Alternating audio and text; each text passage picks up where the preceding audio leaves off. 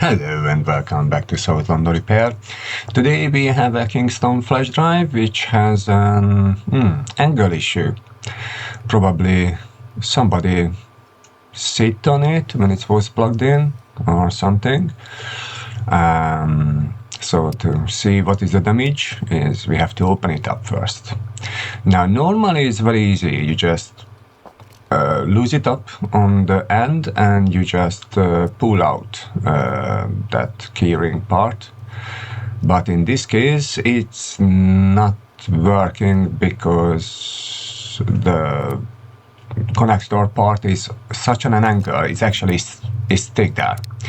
So I tried to get around for a long time, and usually most YouTubers just cut this thing out. Now I could straighten out, but I tried to avoid this to make it easier, and causing less damage.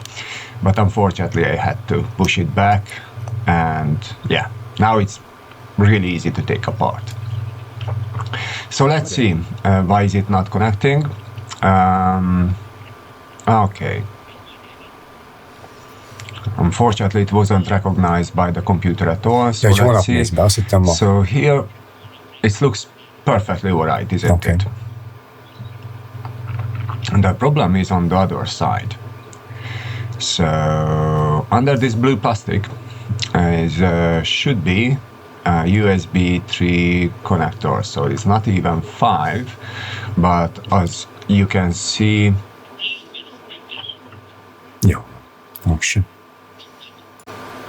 9 pins going through, and 5 is much thicker and 4 is much thinner data line. Now that's the thing what you can't really solder back in this case unless you want a lot of melted plastic on your solder iron, on the wires. I tried this before. It's gonna be a mess and it's not gonna work. So what I'm gonna do is I'm gonna use a donor flash drive. This one had a diagnostic mem test and all these things on it, and it looks the same type of flash drive, maybe just different size, which I don't really care. And it's handy, and also the customers want this today because we have to send some work related documents and everything is on this flash drive. So while the customers is going to drink some coffee and then doing some shopping around in a discount, we're gonna take a look and see if we can donor these connectors to the drive, and hopefully it's gonna be a happy drive after. Now we don't know until we didn't change the connector. All right, so because it's obviously we have to desolder the pins and it's a lot of metal surface, but inside you have this plastic. Yeah, we will see if it's possible, and hopefully these two connectors are the same, it's made by the same specification. So we're gonna use some captor tape to protect the data. Now I'm gonna use captor tape on boot the drive because first of all I'm gonna start on mine and I'm gonna see if it's causing any damage, because on mine it doesn't really a problem. But on the other hand, I would like to keep my one as the chip as an AND chip, because many other device we can use that one. All right, so let's see the customer's one. In this case, basically it's we can see if it's the higher temperature gonna melt the plastic irreversibility. So we need a solid plastic there, otherwise it's gonna be a flaky connector, you know, when basically after a 10 plug-in unplug procedure gonna irreversibly damage the connector again. So in that case, we can just make a backup. That's good enough, so the customers are happy with that one. But if I can do a perfect job and make that old drive usable and not just use as a one-time recovery, then it's even better. So what I'm doing now, I'm using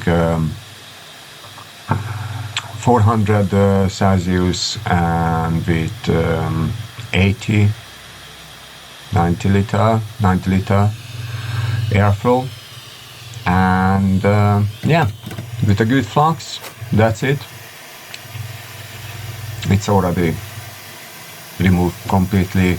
The plastic didn't melt, so I think that's gonna be a perfect temperature for this job.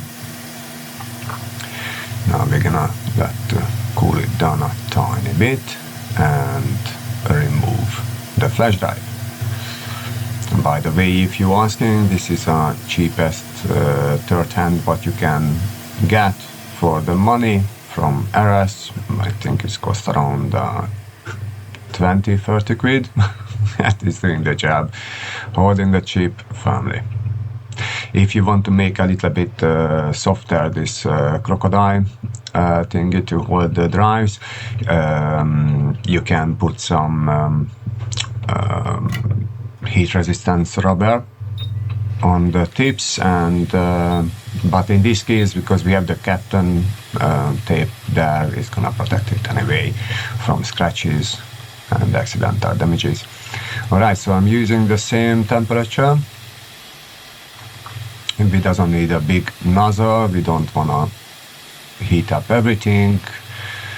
The nozzle is very close, as you can see. If you're using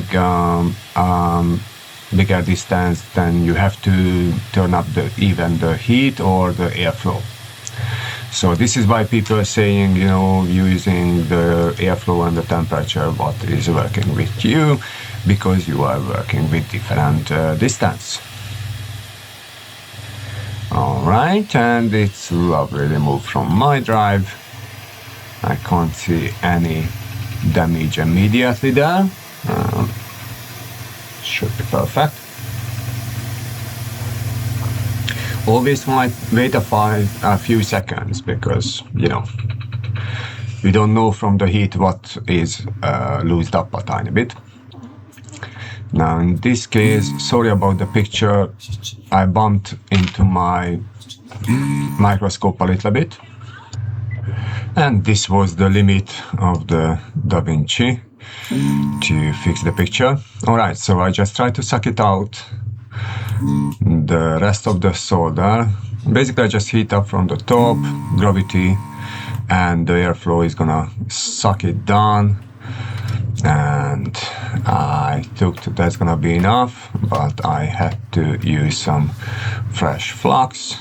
That one is helping to melt the solder on the middle, and it just doesn't wanna come out, isn't it? Yeah, that looks good, and that one, bottom one is not the best. We give one more cleaning and see how's it go.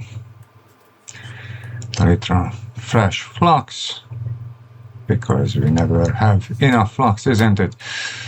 And let's see if we can make a lovely 2 holes. That looks good.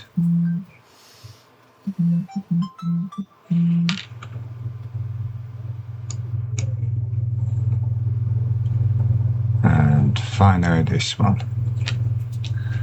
Nice.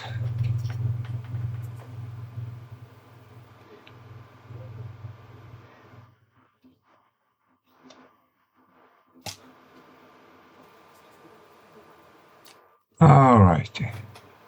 That should do it. Okay. Time to put inside the replacement USB port. Comunque sono bravi a fare un 50-inch capital HPD vitamin PV and accidentally peeled off the top left corner of the polarizing sticker. Yep. Gone. Sorry about that.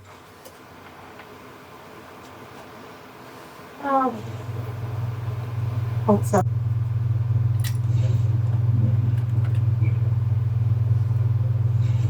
Okay, so it's definitely gonna fit in. So what we have to do is just make sure it's not going anywhere. So once it's in the right angle, we're just gonna secure a tiny bit.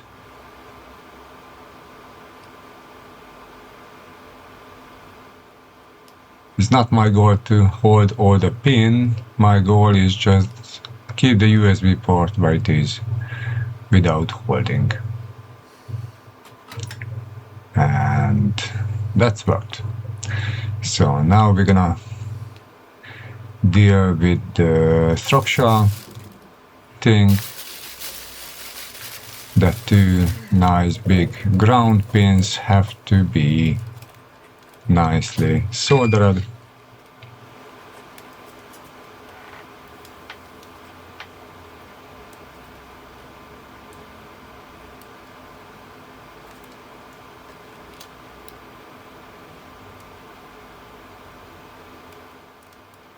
I know what you think, maybe the scorched flux is on the way, but it is not. Don't worry about it. After we clean up, it looks like almost a brand new one. Now we have to make sure that all the pins are gonna be nicely connected. There we go.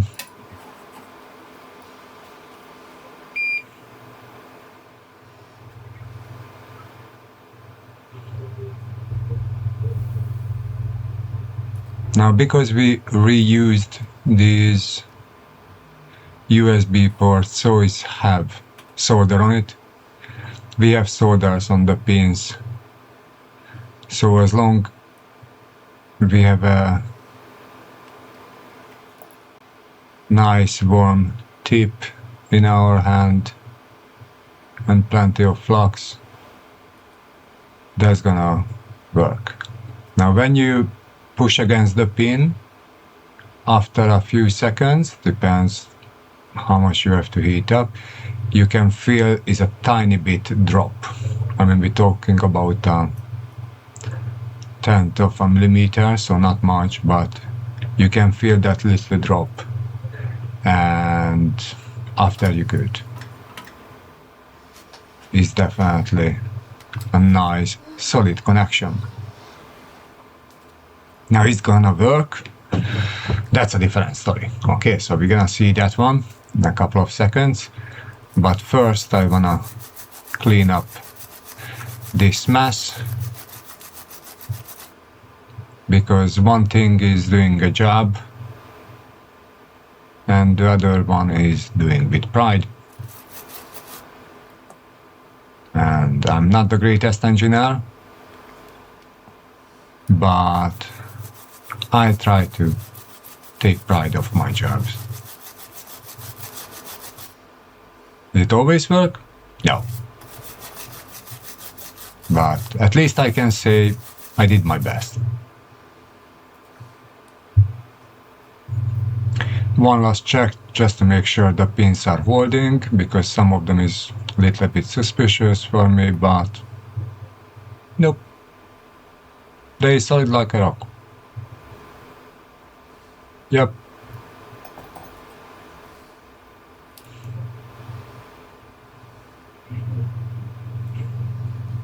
Nice. All right. Time to plug it in. But first I'm gonna put into this holder. Let's see. All right, it's recognized. I'm not gonna show it to you because customer data. All the files are there. All right, I quickly make a copy and after we put it together. Not all of the repairs are quite exciting, but we all have to do what we have to do, isn't it? So, but the customers is gonna be happy, hopefully give us a nice review. And all right, thank you for watching. Check out our other videos. See you next time, and bye. If you enjoyed our video, please like and subscribe. If you don't, please leave a comment and tell us what you didn't like so we can improve. See you next time.